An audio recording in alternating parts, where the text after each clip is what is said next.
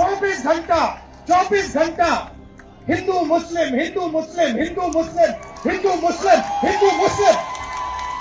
टुकड़े टुकड़े गैंग के सक्रिय सदस्य उनकी यात्रा में विभिन्न जगह चले हैं या नहीं चले हैं, ये भाजपा जानना चाहती है।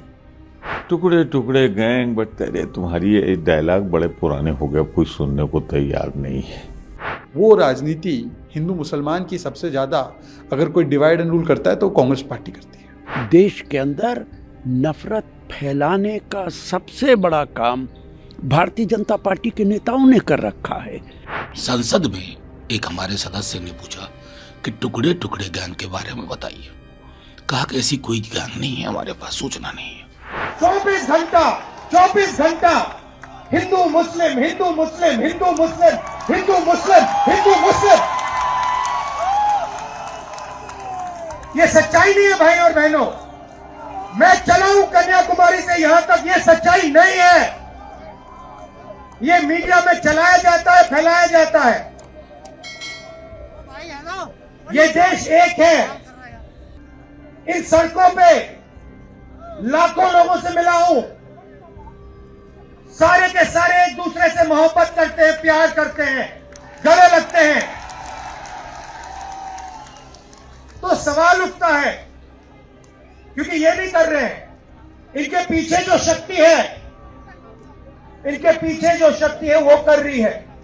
तो सवाल उठता है ये क्यों हो रहा है, जब सच्चाई है कि देश का आम नागरिक, चाहे हिंदू हो, मुस्लिम हो, सिख हो, ईसाई हो, किसी भी जात का हो, वो एक दूसरे से प्यार करता है, मोहब्बत करता है, एक दूसरे की इज्जत करता है। 90% लोग इस देश के एक दूसरे से प्यार करते हैं, मोहब्बत करते हैं, इज्जत करते हैं।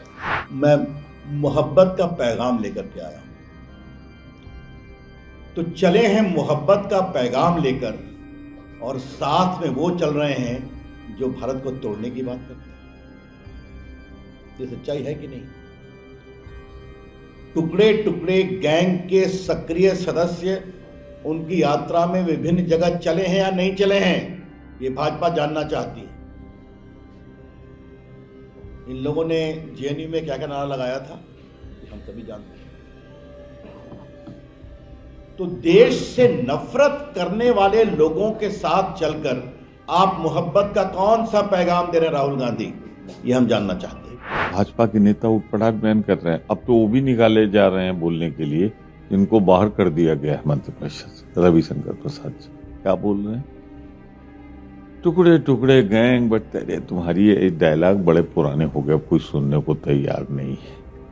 मैं सिर्फ इतना ही कहना चाहता हूं कि राहुल गांधी ने जो कहा है, तुम्हारी नफरत की बाजार में हमने अपनी प्यार की दुकान खोल दी और देश आज प्यार के गीत गा रहा है, तुम्हारे नफरत के गीत कुछ सुनना नहीं चाहता।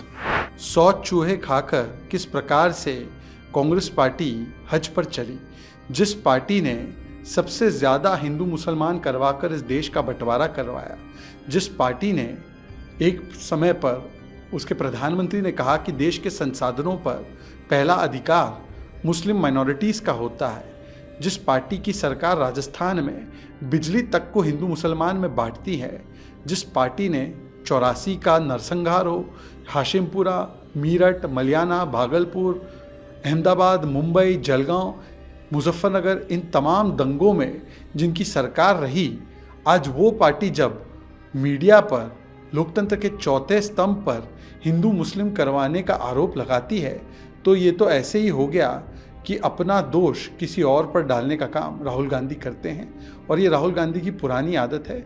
उनको तो बताना चाहिए कि उनकी सरकार जहां राजस्थान में है, वहां पर करौली का दंगा हुआ, मुख्य आरोपी आज तक पकड़ा नहीं गया। आज तक छाबड़ा का जो दंगाई है, चाहे झालावाड़, टोंक, भीलवाड़ा, अलग अलग जगहों पर जहां दंगे हुए हैं, तो वो राजनीति हिंदू मुसलमान की सबसे ज़्यादा अगर कोई डिवाइड एंड रूल करता है तो कांग्रेस पार्टी करती है। देश के अंदर नफरत फैलाने का सबसे बड़ा काम भारतीय जनता पार्टी के नेताओं ने कर रखा है। कब्रिस्तान और शमशान घाट की बात कौन करता है? गर्मी निकालने की बात कौन करता है? बुलडोजर चलाने की बात कौन करता है? पाकिस्तान भेजने की बात कौन करता है? लव जिहाद के नारे कौन लगाता है?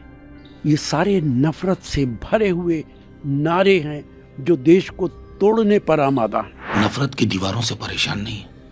8-9 वर्षों में इस देश ने मौलिक मुद्दों पर बात ही नहीं की।